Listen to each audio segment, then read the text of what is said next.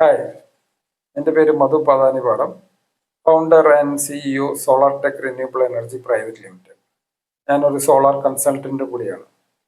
ഈ കഴിഞ്ഞ സെപ്റ്റംബർ 22 നമ്മുടെ honourable finance minister Shrimati Nirmala Sitharaman പുതിയ new generation GST reforms introduce ചെയ്തു. ഈ GST റീഫോംസിൻ്റെ ഒരു ഹൈലൈറ്റ് എന്ന് പറയുന്നത് സിംപ്ലിഫിക്കേഷനാണ്. നമുക്കറിയാം, നേരത്തെ GST ഉണ്ടായിരുന്നത് ഒരു 5-6 സ്ലാബുകൾ ഉണ്ടായിരുന്നു. അതായത് 0%, 5%, 12%, 18%, 28%.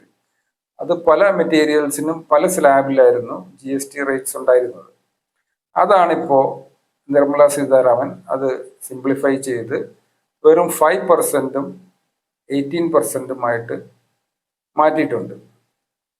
അപ്പോൾ സോളാറിൽ ഇതുപോലെ തന്നെ GST റിഡക്ഷൻ ഉണ്ടായിട്ടുണ്ട്. ഇപ്പം ഞാൻ ഈ വീഡിയോ ചെയ്യുന്നത് ഈ സോളാറിലുണ്ടായ GST റിഡക്ഷനെ പറ്റി പറയാനും സോളാറിൽ ഇതെങ്ങനെ കാൽക്കുലേറ്റ് ചെയ്യും, അതുപോലെ തന്നെ കൺസ്യൂമേഴ്സിന് ഇത് എങ്ങനെ ബെനിഫിറ്റ് ആവും എന്ന് പറയാനായിട്ടാണ് ഞാൻ ഈ വീഡിയോ ചെയ്യുന്നത്. സോളാർ പാനൽസിനും സോളാർ ഇൻവേർട്ടേഴ്സിനും നേരത്തെ, അതായത് സെപ്റ്റംബർ 22 മുമ്പ് ഉണ്ടായിരുന്ന GST 12% ആയിരുന്നു. അതാണ് ഇപ്പോൾ 5% ആയിട്ട് റെഡ്യൂസ് ചെയ്തേക്കുന്നത്. അപ്പോൾ ഞാനിത് പറയുമ്പോൾ നമ്മൾ ഈ സോളാർ പവർ പ്ലാന്റ്സിന് GST എങ്ങനെ കാൽക്കുലേറ്റ് ചെയ്യുന്നതും കൂടെ നമ്മൾ അറിഞ്ഞിരിക്കണം. സോളാർ പവർ പ്ലാന്റ്സിന്റെ GST കാൽക്കുലേറ്റ് ചെയ്യുമ്പോൾ അതിൻ്റെ സോളാർ പവർ പ്ലാന്റിന്റെ കോസ്റ്റിനെ നമ്മൾ രണ്ടായിട്ട് തിരിക്കും.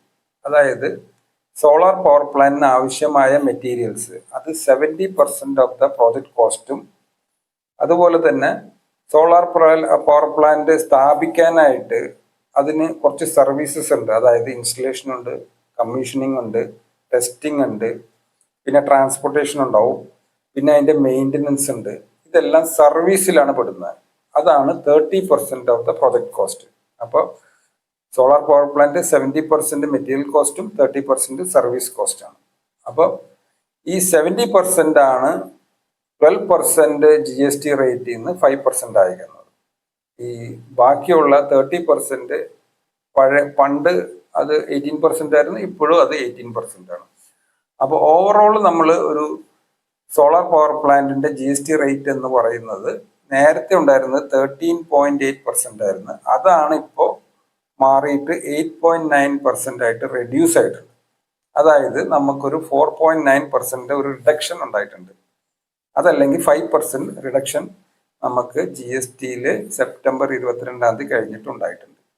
എന്ന് പറഞ്ഞു കഴിഞ്ഞാൽ ഒരു 3 കിലോവാട്ടിനാണെങ്കിൽ ഒരു 9,000 മുതൽ 10,000 രൂപ വരെ ഒരു റേറ്റ് റിഡക്ഷൻ ഉണ്ടായിട്ടുണ്ട്. അതുപോലെ തന്നെ ഒരു 5 കിലോവാട്ട് സോളാർ പ്ലാന്റിനാണെങ്കിൽ 13,000 മുതൽ 14,000 വരെ റിഡക്ഷൻ ഉണ്ടായിട്ടുണ്ട്. അപ്പോൾ ഇതുകൊണ്ട് കൺസ്യൂമർക്ക് എന്താ ബെനിഫിറ്റ്?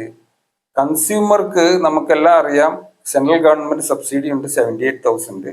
പിന്നെ നമ്മളൊരു 3 കിലോവാട്ട് പ്ലാന്റ് വെക്കുകയാണെങ്കിൽ 9,000 to 10,000 ഡിഫറൻസ് ഉണ്ട്. അപ്പോൾ നിയർലി 1 lakhന്റെ റിഡക്ഷൻ ആണ് ഇപ്പോൾ ഉണ്ടായിരിക്കുന്നത്. 5 കിലോവാട്ട് പ്ലാന്റ് നമ്മൾ വെക്കുകയാണെങ്കിൽ നിയർലി 1 lakh 5,000, 10,000 ആ റേഞ്ചിൽ ഒരു റിഡക്ഷൻ ഉണ്ടായിട്ടുണ്ട്. അപ്പോൾ സോളാർ പവർ പ്ലാന്റ് വെക്കാൻ ഉദ്ദേശിക്കുന്ന ആൾക്കാർ, അല്ലെങ്കിൽ ഭാവിയിൽ വെക്കാൻ പ്ലാൻ ഉള്ള ആൾക്കാർ ചെയ്യേണ്ടത് എന്താണെന്ന് വെച്ച് കഴിഞ്ഞാൽ, ഇപ്പോഴാണ് ഏറ്റവും നല്ല സമയം.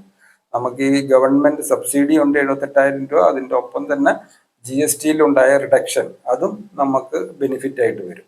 അപ്പോൾ ഞാൻ എല്ലാ എൻ്റെ കൺസ്യൂമേഴ്സിനോട് ഞാൻ പറയാറുള്ളതെന്ന് വെച്ചാൽ, ഇപ്പോഴാണ് ഏറ്റവും നല്ല സമയം, ഇപ്പോഴാണ് നിങ്ങൾ സോളാർ വെക്കേണ്ടത്.